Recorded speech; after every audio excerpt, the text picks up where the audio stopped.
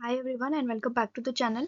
ये है पार्ट 2 जिसमें हम 16 महाजनपद के बारे में डिस्कस करेंगे। नॉट 16 बट 5 जो मेजर महाजनपद हैं जिन पे क्वेश्चंस आपको एग्जाम में पूछ लिए जाते हैं कि उस पर शॉर्ट नोट लिखिए या फिर ब्रीफ इंट्रोडक्शन दीजिए इन टॉपिक्स के बारे, तो यहाँ हम वो डिस्कस करेंगे। सबसे पहले हम देखेंगे Magadh Mahajanapada. This is the most important Mahajanapada जो आपको जानना है। So located in eastern Ganga plain in what is now west central Bihar. ये लोकेट करता था गंगा प्लेन का जो ईस्टर्न वाला भाग है वहां पर, वो अभी करेंटली आप देख सकते हो तो वो बिहार स्टेट का वेस्ट सेंट्रल पार्ट है, ठीक है।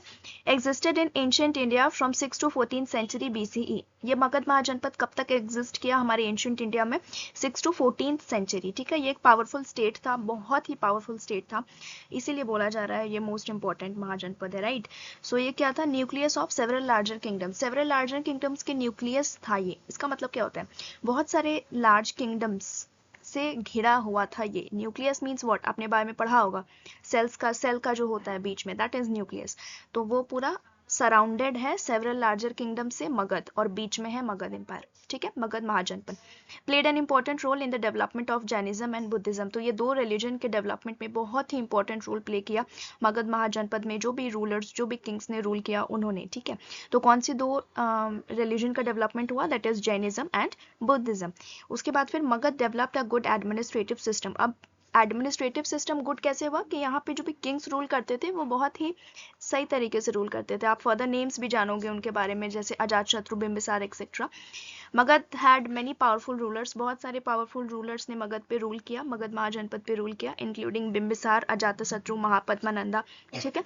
It had strong standing army. इसका आर्मी भी बहुत स्ट्रॉन्ग था, एंड इनके पास वेपन्स जो थे वो भी बहुत एडवांस्ड वेपन्स थे। The major kings were the first to use elephants in the army. So जब इसी के जो किंग्स थे ना, मगध एम्पायर के जो किंग्स थे, उन्होंने ही फर्स्टली एलिफेंट को यूज किया था अपनी आर्मी में, ठीक है।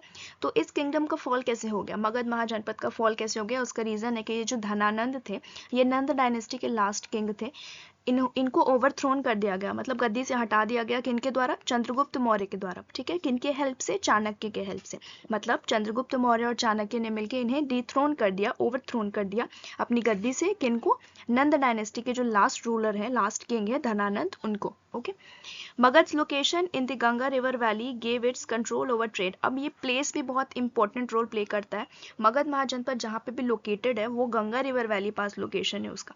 तो गंगा रिवर वैली है, तो यहाँ पे से ट्रेड एंड कम्युनिकेशन जो है वो रिवर के थ्रू बहुत सही तरीके से होता है, बहुत ही स्मूथली होता है। चाहे आप ट्रेडिंग पर्पस ले लो, कुछ सामान इम्पोर्ट एक्सपोर्ट करना, etcetera, spices and all, textiles, ये सारी चीज़ें, एंड कम्युनिकेशन के लिए भी बहुत सही है। Then river also connect Magadh to the rich port in the Ganga delta. Ganga delta में अब जो भी रिच पोर्ट्स है जहाँ से हम एक्सपोर्ट एंड इम्पोर्ट्स प्रैक्टिसेस कर सकते हो, वो कनेक्टेड है मगध से रिवर के थ्रू। तो ये बहुत ही सही है, बहुत ही प्लेस, बहुत ही इंपॉर्टेंट एंड स्ट्रैटेजिक प्लेस आप कह सकते हो, जहाँ पे मगध महाजनपद लोकेटेड है। कहाँ लोकेटेड है? गंगा रिवर वैली पे। नेक्स्ट इज अंग महाजनपद। तो ये located in eastern India between Champa river, west side में है Champa river and east side में है राजमहल हिल्स। आप इमेजिन कर लो, ठीक है। Champa river and Rajmahal hills के बिटवीन में पड़ता है Anga Mahajanapada. It corresponds to the modern day states of Bihar and West Bengal. अगर आप अभी के मैप को देखोगे, इंडिया के पॉलिटिकल मैप को, तो आप देखोगे बिहार और वेस्ट बंगाल का जो एरिया है ना, वो है अभी के टाइम पे अंग महाजनपद, ठीक है।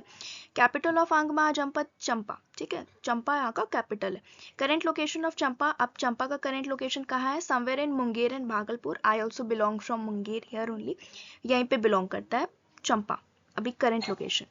Kingdom was ruled by several rulers including Karna. ये अंग महाजनपद में बहुत सारे रूलर्स ने रूल किया, इंक्लूड कर्ण। कर्ण कौन थे? सूर्यपुत्र कर्ण, who was one of the most powerful king of Anga dynasty, ठीक है। Kingdom was known for its riches, its prosperity and good trade system। तो ये इस किंगडम को क्यों क्यों फेमस था, क्यों जाना जाता था? क्योंकि बहुत रिच था, रिच किंगडम था, प्रॉस्पेरिटी थी, एंड गुड ट्रेडिंग सिस्टम था, यहाँ पे ट्रेड बहुत अच्छे से होता था। तो अंग किंगडम किसके नाम पे पड़ा? It was named after Prince अंग, वाली का जो सन था उसके नाम पे पड़ा, ठीक है। अंग इज मेंशन्ड इन ऐत्रेय ब्राह्मण पुराण, रामायण एंड महाभारत। अंग के बारे में आपको बहुत सारे लिटरेचर्स या एपिक्स में भी डिस्क्रिप्शन है, जैसे ऐत्रेय उपनिषद है एक, देन ब्राह्मण, पुराण, रामायण एंड महाभारत, इन सब में अंग महाजनपद का डिस्क्रिप्शन है। Next is Gandhara Mahajanapada. तो ये आप नाम से ही समझ सकते हो, गांधार, ठीक है। Located in north west of Pakistan, अभी के टाइम पे जो पाकिस्तान है उसके नॉर्थ वेस्ट में गांधार है एंड अफगानिस्तान के ईस्ट में है। करेंटली आप देखो गांधार का जो कैपिटल है दैट इज तक्षशिला, ये अभी पाकिस्तान में है, currently located in Pakistan Takshashila. Okay, so Gandhara civilization art included, इसका आर्ट और ये सारी चीज़ें बहुत फेमस थी। Arts, monuments, sculptures, stupas, potteries, paintings, coins, ये सारी चीज़ें बहुत फेमस थी गांधार महाजनपद, गांधार किंगडम में। It was a centre of international trade, यहाँ से इंटरनेशनल ट्रेड होता था, कल्चर, एंड ये कुरुक्षेत्र के वॉर में भी इन्वॉल्व था Gandhara Mahajanapada, right. Gandhara Mahajanapada was known for its art of war and people were known for their commercial activities. तो इसको हम लोग इसके आर्ट को जानते थे एंड इनके यहाँ गांधार महाजनपद के पर्सन्स को किस चीज़ से हम जानते थे, उनकी कमर्शियल एक्टिविटीज़ से। कमर्शियल एक्टिविटीज़ पिछले पॉइंट में आप देख सकते हो, ये था सेंटर ऑफ इंटरनेशनल ट्रेड, इसीलिए कमर्शियल एक्टिविटीज़ यहाँ पे बहुत होती थी। Gandhara Mahajanapada was known for is also known as land of fragrance, तो इसे लैंड ऑफ फ्रेग्रेंस भी बोला जाता था। Another name of Gandhara Mahajanapada, land of fragrance. It was ruled by several dynasties, बहुत सारे डायनेस्टीज ने गांधार महाजनपद पे रूल किया, जैसे Mauryas, Indo Greeks, Shakas, Kushans and Parthians. Fourth is Kuru Mahajanapada. कुरु महाजनपद आप यहाँ पे फोटो में देख सकते हो कहाँ ये प्लेस बिलोंग करता है। Powerful and influential kingdom in Indian सब कॉन्टिनेंट, तो ये जो कुरु महाजनपद है वो इंडिया का जो सब कॉन्टिनेंट है वहाँ पे बहुत ही पावरफुल महाजनपद था, one of the powerful Mahajanapada and influential. It covered modern day Haryana, अभी के टाइम पे आप देख लो कुरु महाजनपद कहाँ था, मॉडर्न टाइम पे इंडियन पॉलिटिकल मैप में Haryana, Delhi and western UP, UP का जो वेस्ट वाला एरिया है वहाँ पे कुरु महाजनपद बिलोंग करता था पहले के टाइम पे। ओरिजिनल कैपिटल इसका था कुरुक्षेत्र एंड लेटर इसके कैपिटल्स दो और हो गए, हस्तिनापुर एंड इंद्रप्रस्थ, आप मैप में देख सकते हो। कुरु dynasty was founded by Bharat. कुरु डायनेस्टी, ये जो कुरु महाजनपद है इसके जो फाउंडर थे वो थे भरत। भरत किसके सन थे, दुष्यंत और शकुंतला के।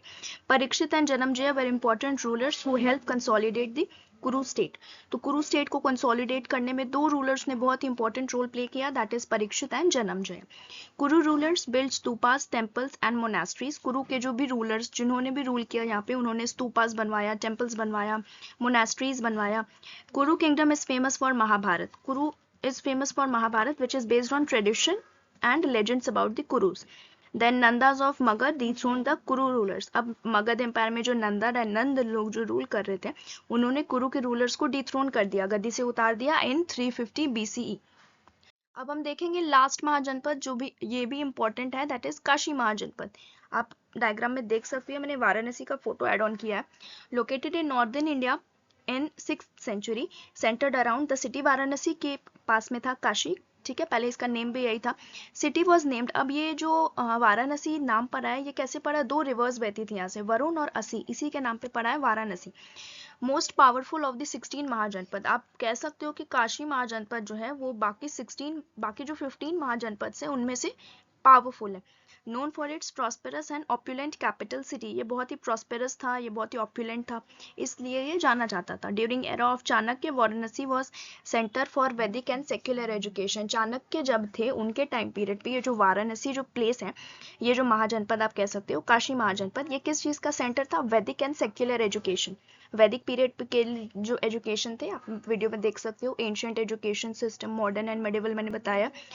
Then major pilgrimage destination for Hindus who believe on dying there will bring salvation and freedom from rebirth। तो ये बहुत ही मेजर पिलग्रिमेज डेस्टिनेशन भी है, तीर्थ यात्रा का भी स्थल है फॉर हिंदूज, क्योंकि वो बिलीव करते हैं कि यहाँ अगर हम डाई करेंगे तो हमें सैल्वेशन, मोक्ष की प्राप्ति हो जाएगी, freedom from rebirth, right. Known for its market, ये अपने मार्केट के लिए भी जाना जाता था, that is for cotton, textiles and horses के लिए। Kashi was at odds with kingdom of Kosala, Magadh and Anga. Kashi का अच्छे रिलेशंस आप कह सकते हो, वो ऑड, इवन कह सकते हो आप, बहुत बेटर रिलेशंस था, एंड ऑड कह सकते हो कि ये जो 3 किंगडम्स हैं that is Kosala, Magadh and Anga, यहाँ से उनका ऑड रिलेशन था काशी का। So this is the end of the video. Next हम डिस्कस करेंगे, एक और टॉपिक लेफ्ट है for unit 3। Till then thank you.